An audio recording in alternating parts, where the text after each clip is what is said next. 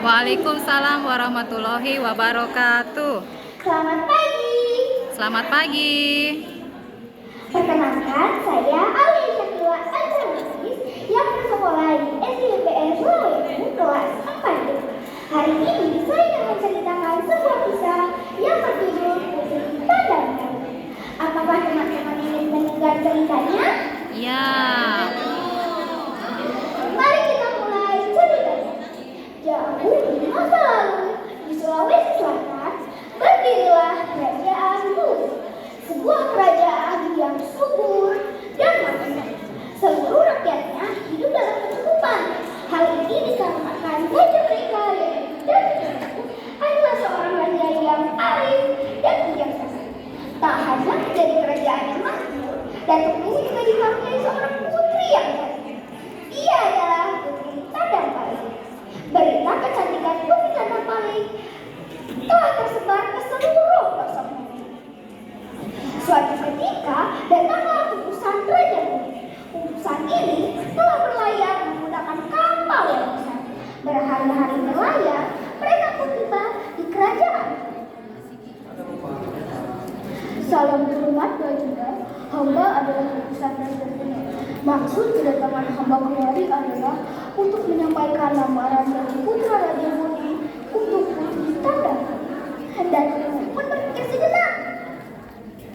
Wahai utusan, perlu engkau ketahui di kerajaan dunia ini terdapat sebuah hukum adat, yaitu tidak memperbolehkan putri lulu menikah dengan pemuda dari negeri. Oleh sebab itu, beritahulah kepada raja kalian untuk memberiku waktu beberapa hari untuk memikirkan lamaran. Suatu ketika, kerajaan ini gemar karena ada satu hal yang terjadi.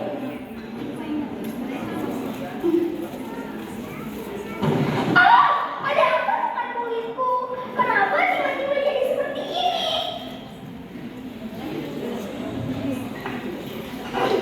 Ada apa putriku?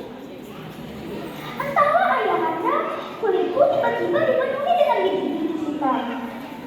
Apakah kemarin kamu maksud suatu hal yang aneh? Tidak, ayahanda. Datuk pun segera memanggil tabib kerajaan. Maafkan hamba, hamba sudah sekuat tenaga mencari obat penyakit Putri Tandangpaling. Tapi hamba tidak yakin apakah penyakit ini pernah ada atau tidak. Dan juga hamba takut ini adalah penyakit yang berbeda. Saat malam harinya, Datuk pergi ke kamar Putri Tandangpaling.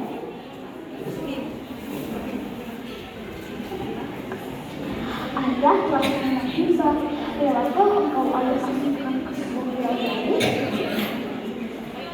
Jika itu adalah pilihan yang terbaik, aku akan menerima pilihan ayahanda. Sebelum engkau pergi, bawalah ini adalah status tanda ayah tidak akan pernah melupakan. Ayah, aku tahu ayah melakukan ini demi rakyat, dan juga aku tahu ayah tidak akan pernah melupakan.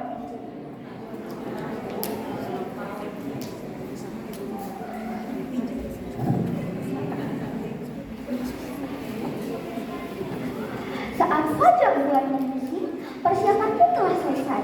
Putri Tandangpaling pun bersiap untuk pergi. Selamat tinggal ayahanda. Selamat tinggal.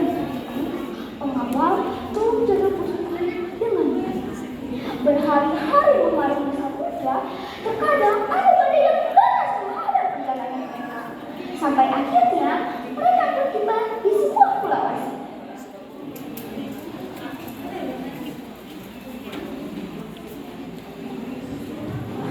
Wah, indah sekali pulau ini, Tuan Putri, dan sepertinya belum ada satu manusia pun yang tinggal di sini. Betul sekali, ayo kita cari tempat yang seperti ini. Wah, di sini ada buah wajah, Tuan Putri.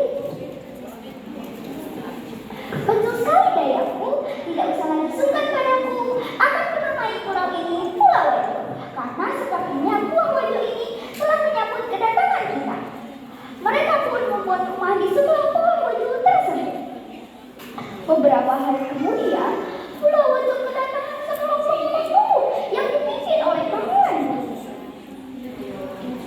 Karena terlalu asik berburu, Pangeran Bone tersesat dalam hutan. Wah, bagaimana mungkin aku bisa tersesat di dalam hutan? Sampai malam, Pangeran Bone belum menemukan jalan untuk keluar. Tapi ia menemukan rumah tempat Putri Tandapali tinggal. Selamat malam, perkenalkan saya adalah Pangeran Bone. Saya tersesat di dalam hutan. Bisakah engkau mengantarkan ke tepian pantai? Silahkan masuk, Tuan. Perkenalkan, saya adalah Putri Tandapali.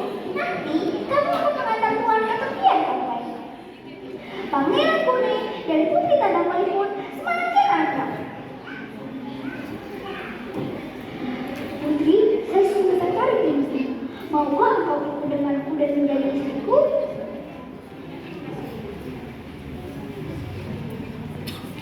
Tentang itu, tunggu sebentar. Bawalah di sini. Ini adalah sumbangan.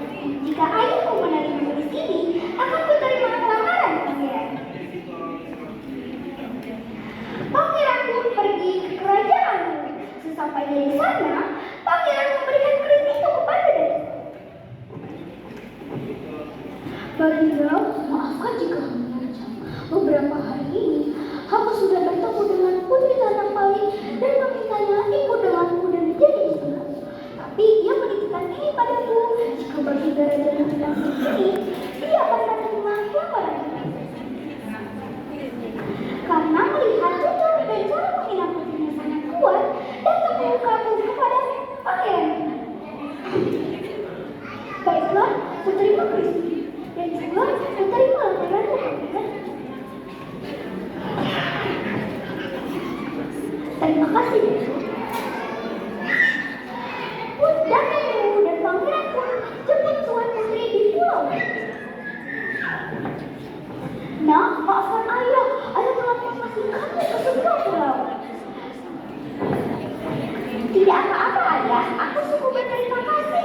Rakyat tidak tertular dengan penyakitku dan aku pun semakin mandiri. Mereka pun pulang ke kerajaan dan pernikahan antara Putri Tandapali dan Pangeran Bone pun digelar. Mereka pun hidup bahagia selamanya. Pesan moral dari cerita ini adalah berjiwa besar dan rela berkorban untuk kepentingan banyak orang adalah sifat yang mulia. Ini adalah sifat Putri Tandapali yang patut dicontoh. Jadilah punya putri yang mulia agar bangsa ini kelak berjaya. Sebelum saya mengakhiri cerita ini, ada satu pantun dari saya. Jalan-jalan ke kota baru. Cakep.